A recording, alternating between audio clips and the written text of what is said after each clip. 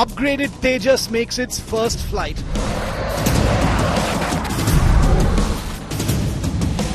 New avatar of our Desi fighter.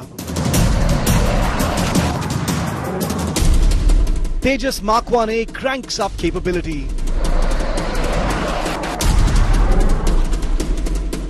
Will replace MiG-21 and much more.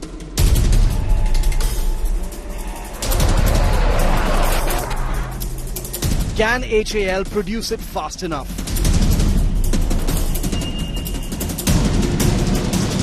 And can the Tejas cure the Air Force's fleet woes?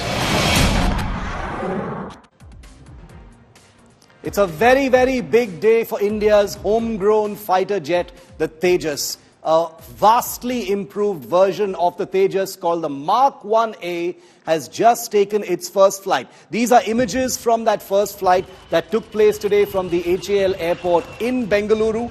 The entire flight lasted about 18 minutes, and now many more flights will take place before 83 of these aircraft in phases over the next few years will be delivered to the Indian Air Force. There are orders being processed for 97 more for a total of 180 of these aircraft that will finally be inducted into the Indian Air Force.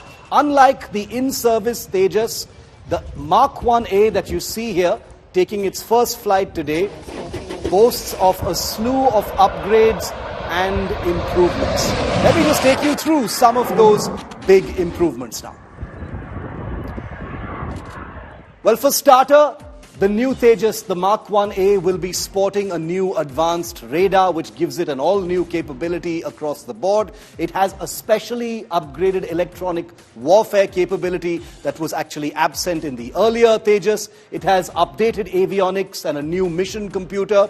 It has the capability, as a result of all of these developments, to fire more weapons and at longer range. It has a smart cockpit and displays, making it an easier machine to fly and fight with for pilots. And very, very crucially, it is much easier to maintain at the squadron level, which has been a big demand of the Indian Air Force. Now let me quickly just tell you some numbers as far as the Tejas is concerned to put this entire program into perspective and tell you why today is such a big day. The first flight of the Tejas took place in 2001, 23 years ago. It entered service 15 years later in 2016. The number of Tejas aircraft in service is a little less than 40, about 32 to 33 aircraft are currently in service. The number of squadrons is 2, so those 32 aircraft are across 2 squadrons which are in Sulur near Coimbatore in Tamil Nadu. So far, 83 aircraft of the Mark 1A variant, which took its first flight today, have already been ordered, but there is an order being processed for an additional 97. So 83 plus 97 is 180, and if you add that to the 40 aircraft, some of which are already in service, you're looking at a total final intended fleet of about 215 to 220 aircraft, which will take place. Obviously, that number will be achieved in the next decade. To talk about today's first flight of the improved Tejas called the Mark 1A, I'm joined now by 2 people who are very familiar with the program, who've been watching it for many years and know more than a thing or two about the importance of today and what the next steps will actually be. Group Captain Maran Deepak is a former Tejas pilot. He's retired now, but he's not only flown the aircraft, but he's also very crucially been part of the team that tested the Tejas around the time that it entered service. So he knows more than a thing or two about the aircraft itself. Angad Singh, who you've seen before here on India Today and Battle Cry, is our favorite aviation analyst and expert, and he also has written extensively about the Tejas, specifically on the Tejas Mark 1. Welcome, gentlemen. Thank you very much for being with me on this important day. Group Captain Deepak, to you first. How important is the day today? The Mark 1A has been slightly delayed. These were improvements over the baseline Tejas that had been agreed upon a few years ago. There was a lot of anticipation over, this order being speeded up so deliveries can actually begin. But finally, this first flight has taken. How important is it? Yeah, Shiv. Hi, Shiv. Mark 1A is very, very important because it's been delayed just by a few months. But the need of we need much more fighters. We are down to 30 squadrons, and we need a lot more fighters. So the testing of Mark 1A is very, very important.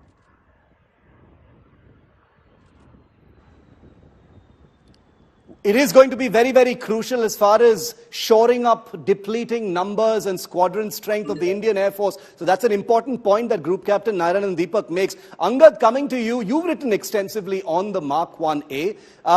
What are your first big takeaways from today? It's good to see the Mark 1A finally in the air. Absolutely, yeah. I mean, glass half full. It's good to see the aircraft finally take flight. The last couple of months have been almost excruciating, with all the back and forth on when will it finally get airborne. But as the Group Captain Deepak said, the main issue right now is numbers. So this is, to my mind, this is the first step, a wonderful, a welcome step, but just the first step on a very long road. Now HAL has to really buckle down and crank these aircraft out as quickly as promised. I think they're targeting 16 or more aircraft per year, which is one squadron a year now through about 2028, 29, which is a good, healthy production rate. And, that's going to be the real proof of the pudding. Okay, I'm going to come to production rate and the challenges that, HAL will be facing now that the first flight has taken place in just a moment. But Group Captain Deepak, from a pilot's perspective, give us what your sense of, how improved is the Mark 1A compared to the original Tejas in terms of what it can do? You've been there in the trenches testing these aircraft, see what they can actually do. You've flown them extensively as well. Give us a pilot sense of what is the difference and how is this a better aircraft for the warfighter? See, Mark 1A, it has an overall improvement in terms of avionics. And it's got like you said, it's got advanced mission computer. It's got a higher performance DSCC, smart multifunction displays. It's got a active electronically scanned array radars, self-protection jammer, EW suite. These are very, very important, which was missing in Mark 1. Especially EW. EW is very important, and that's what decides the role in combat and all. Yeah. So, how do you assess? There are a lot of improvements in terms of maintainability. Yeah. Important. Angad, what is your assessment of the improvements? The Mark 1A was seen as a kind of, compromise configuration following the Mark 1. The Indian Air Force and the makers of the Tejas finally agreed on a certain set of improvements. How do you assess these improvements? How much better is the Mark 1A than the original Tejas that's in service, Angad? I think the improvements are useful. How does one put it? So the first Mark 1 LCA was it had a number of shortcomings which the Air Force was fundamentally not willing to live with in the long term. The Mark 1A can be seen as a midlife upgrade that comes fresh from the factory.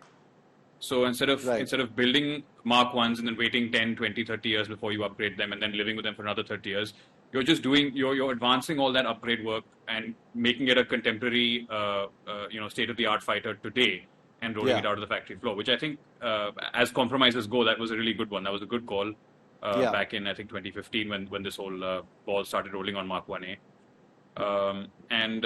Something that we're not talking about, because India is not a weapons exporting nation right now, a major weapons exporter right now. But I think the Mark 1A is also really useful in tackling that sort of export market. Because it's no longer an LCA with caveats and ifs and buts. It is fairly state-of-the-art, fairly contemporary, world-class aircraft now that you can take to market. Once we get the indigenous radar on there, it'll become an easier export item. There'll be less, foreign governments and things to contend with for export clearances. So I think not just for the domestic customer, but it's an important step forward for realizing the export dream. Group Captain Deepak, the first flight has taken place. The March 31st was supposed to be that kind of deadline for deliveries to actually begin. In your view, and you've seen this close up, how long before deliveries can actually start now? From first flight to first delivery, how long will that take? See, Normally, it's about 4 to 6 flight test sorties that takes place for LCA typically. Yeah. And in maybe another week or maybe 2 weeks, you'll be able to start delivery. Okay, a week or 2 weeks. Angad, the challenges before HAL as far as production rates are concerned, that's also been a sort of long-winded conversation between the Air Force and HAL. A spotlight has been on that production rate. Is HAL in a position, Angad, in your view, to meet the Air Force's, delivery rate demands? That's, I think, best answered by HAL. But one thing I would caution is not reading too much into the delay of the first flight and trying to extrapolate that into the program delivery rates, because first flights generally, I mean, there's a lot of unknowns.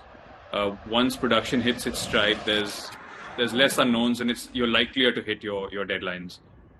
And if you're lucky, you might even claw back some of the lost time. I think we're 2 months behind on this project, which is as development projects go, and especially Indian development programs go. That's it's a rounding error. That's a fantastic number for day one. Group Captain Deepak, the Tejas has had a troubled development cycle. For decades, the Indian Air Force has been, reluctant, skeptical about the Tejas. We've seen a pretty marked shift as far as the Air Force's attitude to the Tejas is concerned. With this first flight now, and whatever is going to come up in the next few weeks and months, do you think that's going to change for the better even more? Yes, definitely. See, we had a large break. We had a break of almost 40 years from the last time aircraft were tested. That was from the time of Maruns. We had a gap of 40 years. We had to cover it. So we were pretty cautious in our approach. Yeah. We didn't want any accidents.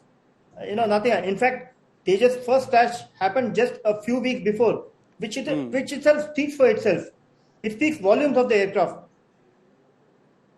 Absolutely, it does, and I completely agree with you. One final question to you, Angad, in that case is, some would say, we're still talking about an aircraft like the Tejas when, we've got a China that's already in the 5th generation game. Everyone's talking about 5th generation fighters. Some are even talking about 6th generation fighters. How does the Tejas really fit into all of that? Has India wasted time as far as moving forward on 5th generation technologies is concerned? We do know that the AMCA program was recently sanctioned as well. Shiv, before I answer that, if you'll allow me to bore your viewers with a little bit of maths. Please. I just want to go back to what you said last with, the Air Force being a skeptical customer. I think you'll find financially that doesn't match, because the Air Force is about 18 billion a year in budget, the Indian Air Force. And the United States Air Force has 250 billion, right? And that's a 14-fold increase. If you scale the Indian Air Force's Tejas order up to match the United States Air Force's budget, the Indian Air Force is buying almost 50% more LCAs today than the United States Air Force is buying F-35s. Interesting. So, if you have to keep things in perspective and in proportion. And in proportion, I think the Air Force's commitment in word and deed to this fighter is pretty hard to fault. And if they do get picky at times about certain aspects, I think as the buyer, they're entitled to that. But answering your second question about the AMCA and the LCA Mark 1 and where it fits. That's something I've written about in the past as well. We are industrially not so far behind the curve, but we'll be inducting a 4th generation aircraft into the late 2020s, and depending on how LCA Mark 2 goes and all that, there is a very serious question mark around the value of inducting large numbers of 4th generation aircraft well into the 2030s. So perhaps the Mark 1A, if everything goes well and everything goes smoothly with this program, maybe that can force some questions, maybe a rethink on LCA Mark 2, because, to my mind, sure, having these intermediate projects like LCA Mark II to sort of bridge the gap between Mark I and AMCA on a technological development scale that makes sense. But we just don't have that kind of time. Because we're already seeing fifth generation aircraft proliferating in our neighborhood. And the 2030s is going to be a decade very firmly off the fifth generation. We're not going to have the luxury of, mixed fleets and picking and choosing our battles. So maybe Mark 1A forces that rethink. And if HAL can expand production beyond 16 a year, if we could do, let's say, 2 squadrons a year of this aircraft, it might take Mark 2 off the table entirely. And let both the technological side and the industrial side of national capacity to focus on free them up to focus on AMCA. Okay, that's excellent perspective, and thank you for shining the light on a first flight where there wasn't a lot of hoopla, not a lot of media attention. Most of it only happened on social media, but I'm glad we were able to give it some attention here on India Today, as we always do with aviation and defense issues. So I thank Group Captain Deepak and Angad Singh, as always, for being with us here on this episode. Thanks very much, gentlemen. Well, one of the privileges of being a journalist is the opportunity to really immerse yourself in a story. Now, the first flight of the improved Tejas, the Mark 1A fighter today, is a big deal by any measure. I like to think I have just a little extra appreciation for how big today really is. And that's because in 2019, I was invited to fly in a Tejas in the very same airspace that today's milestone flight took place. Sure, it was a joyride because I'm not a pilot, and apart from a few minutes of handling the aircraft at about 8,000 feet, I didn't really fly the plane. But the entire experience allowed me not only to get a taste of the aircraft, but to spend a large amount of priceless time with the pilots and crew that spend their lives with the Tejas. These are people who've spent their careers flying foreign origin fighters, but now gladly throw their weight behind India's homegrown combat aircraft. Today's first flight of the improved Tejas Mark 1A comes 12 days after the first ever crash of a Tejas. The first accident in 23 years of flight and 8 years of squadron service. Those are super enviable safety numbers and something the Tejas community is rightfully very proud of.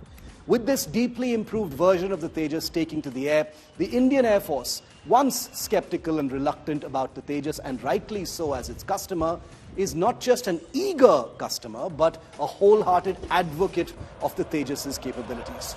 I speak to Tejas pilots very often, and they're very excited about this plane that they love, now arriving with a slew of improvements that make it even more effective than it already is, and becomes much more friendly to maintenance staff and mechanics. Let's not forget the amazing community of non-pilots who keep these beautiful jets in shipshape for flight and combat duties. As someone who's strapped into a Tejas cockpit and cannot wait to film these warbirds up close very soon again, here's wishing the entire Tejas program and testing team and the unit that will receive these Indian fighters the very best, happy hunting, and always happy landings. Jai Hind.